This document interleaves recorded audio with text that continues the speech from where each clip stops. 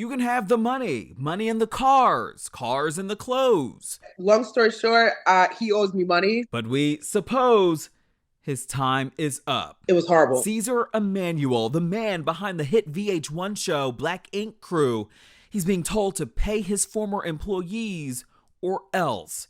This woman says that she worked for him for a year and was never paid. So she went to the Department of Labor and won. He was ordered to pay $114,000. And worse, she says she's not alone. He has a track record for not paying people, and majority of those people tend to be women of color, Black women. I'm Justin Carter. This is TSR Investigates.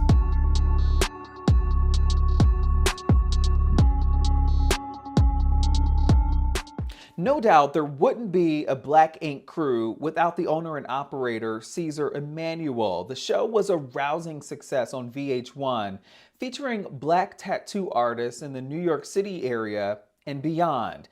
That was until 2022, when after its 9th season, Ceasar Emanuel was cut from the show. The Shade Room first showed you back then that Ring camera video was released of him hitting a dog.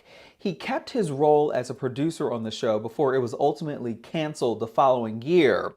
The lights may have went dark on the show, but one woman says that does not excuse the tens of thousands of dollars that Emanuel owes to a number of employees that work for him.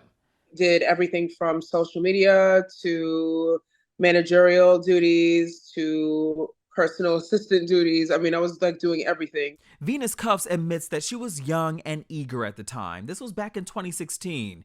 She was a sex worker, a professional dominatrix, and wanted a change of pace. If I can just stick this out, if I can thug this out, this may be a good opportunity for me to manage maybe another shop, to grow with his brand, to possibly become a part of the TV show. She says that she agreed to get paid on a per-day basis.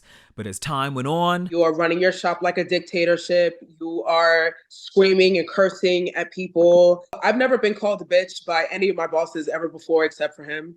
A year later, she says she was fired. But the gag is, she says she never received one single payment from her time working for Ceasar Emanuel of Black Ink Crew. Ceasar had a reputation for being quite a bit cheap. Why did you continue to work for him? A lot of promises were made. We were kind of told, listen, I'm opening these other shops. You can be managing this shop here. You can be working for me here. You know, we're growing. We're doing things together. We're making moves, that kind of thing. I felt like I was a part of a team. She says on the same day she got fired, she went to the Department of Labor and filed a complaint. His side of the story was that I never worked there, that I made it all up, that it was fabricated. Ceasar also said that I was just there to film for the TV show, that I was never an employee of his, and I was just making it all up.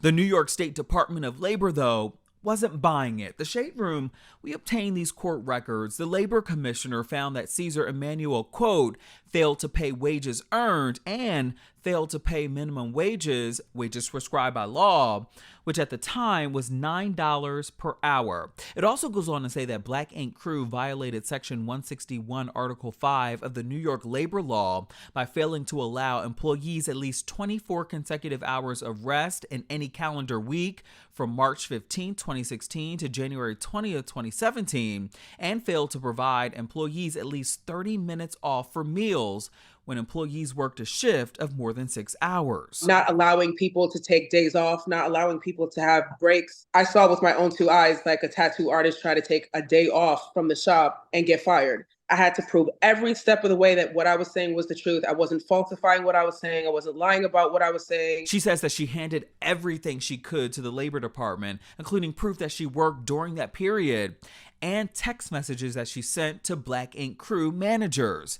The labor commissioner found that the company violated more laws by also, quote, failing to pay clerical employees and other workers in accordance with the agreed terms of employment and failing to keep a true and accurate record for each employee showing daily and weekly hours worked, gross wages, deductions, any allowances claimed, net wages, and complete wage statements with every payment of wages. He was ordered to pay $114,000. That, as you can see, was in 2021.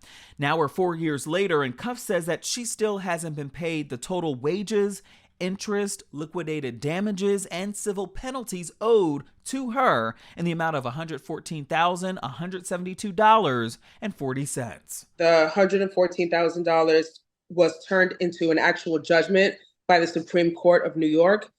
After my judgment was filed with the Supreme Court, both shops disappeared. And so it became a game of cat and mouse. I've had attorneys send a letter demanding payment. He's ignored that. Department of Labor have sent notices letting him know, listen, you are on the hook for this. There's a judgment against you for the next 20 years. He's ignored those demands from Department of Labor to pay me. And so it just is now a game of, I have 20 years to recoup this money, and I'm fully plan on using 20 years to do that. While he didn't address the issue directly, Ceasar Emanuel, he did talk about his rise and downfalls with Matt Hoffa of the My Expert Opinion podcast last month. I had the wrong people around me, you know what I mean? And it was like, I'm doing so much and I'm doing their job too.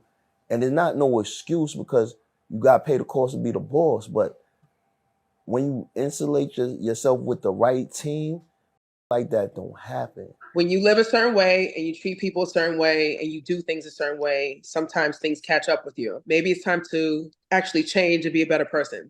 Now, we did reach out to Ceasar Emanuel by phone, who denied even knowing who Venus Cuffs is and denied that she ever worked for him.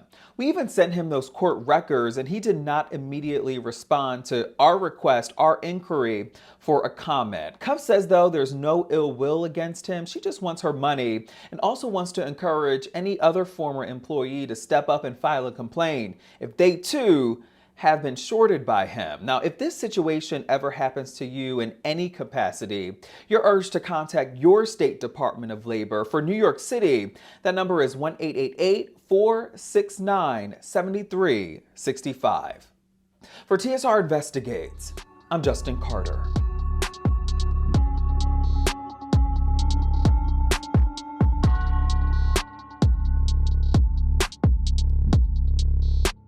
Hello, roommates, and thank you for watching our YouTube channel. Do you want more TSR Investigates? Be sure to subscribe and check us out at theshaderoom.com.